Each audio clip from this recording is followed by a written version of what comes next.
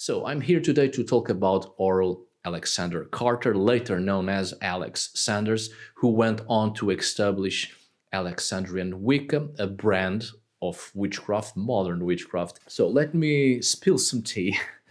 Oral Alexander Carter, he was raised in an English working class family, having been introduced to esoteric ideas by his own grandmother and mother at a very young age, or so it seems.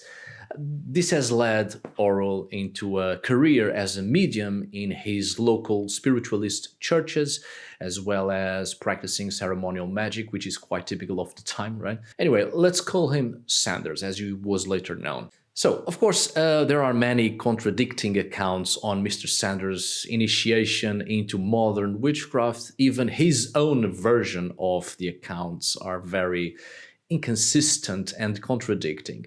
But the most famous account, as it is given in his biography, King of the Witches by June Jones, tells us that one evening in 1933, when he was 7 years old, he was sent to his grandmother's house for tea.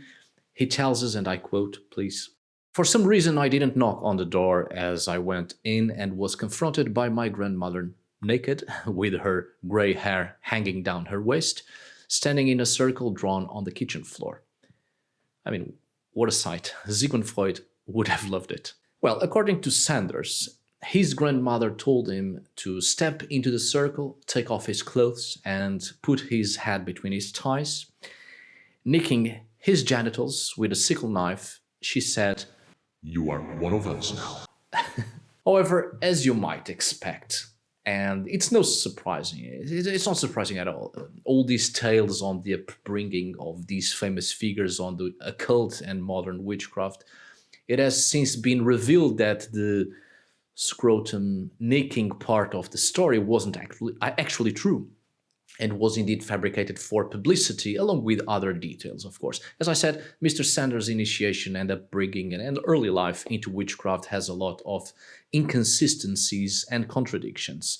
As soon as he became famous, Sanders gained a reputation for exaggerating and making things up about his early life, as it might be expected. For a few years after working as a medium, Sanders went on to have a rather normal life. He got a job in a manufacturing chemist's laboratory in Manchester, and even married and had 2 children. His first wife, Doreen Stratton, did not approve of his interests concerning the occult and the supernatural. According to his second wife, Maxine,